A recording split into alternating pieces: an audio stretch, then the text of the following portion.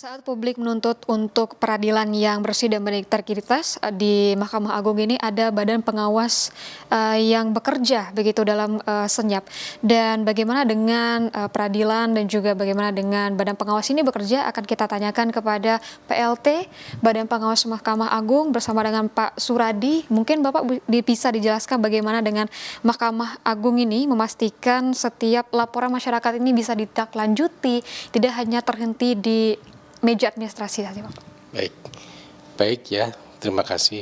Jadi badan pengawasan itu mempunyai tugas, salah satunya adalah untuk menangani pengaduan dari masyarakat.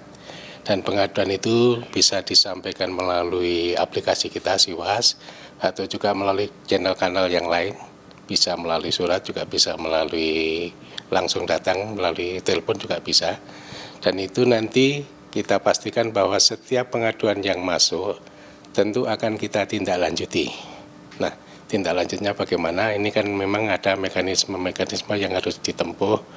Dan kalau pihak-pihak itu, para pihak yang merasa ada pelanggaran ataupun menemukan ada pelanggaran, misalnya pelanggaran kode etik dan pedoman perilaku, aparatur Mahkamah Agung dan peradilan di bawahnya, atau juga barangkali ada pelanggaran hukum acara ataupun pelanggaran administrasi yang lain, atau juga pelanggaran dalam pengadaan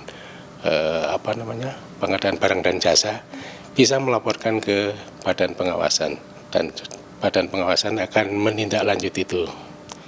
Namun ya tidak semua laporan itu mesti ditindaklanjuti dengan adanya penjatuhan sanksi. Dan badan pengawasan akan bertindak secara objektif, dalam hal ini adalah akan melalui prosedur yang baku di badan pengawasan dengan berdasarkan Perma nomor 9 tahun 2016. Itu pedoman yang kita pakai.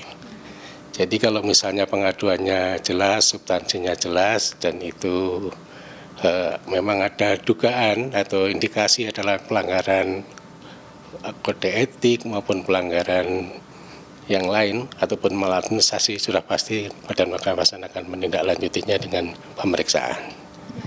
Namun kalau ada beberapa kasus yang memang menurut Perma nomor 216 itu tidak bisa ditindaklanjuti, itu kita tindak lanjutnya juga akan kita jawab. Kenapa kok ini tidak bisa ditindaklanjuti? Dalam arti ini adalah menjawab dari masyarakat.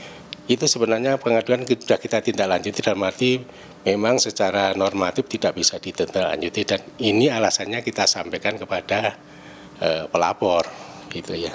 Oke. Kalau di sini ada disebutkan sistem dari whistleblowing gitu ya Pak ya, mungkin seberapa efektif Bapak sistem ini bisa diterapkan?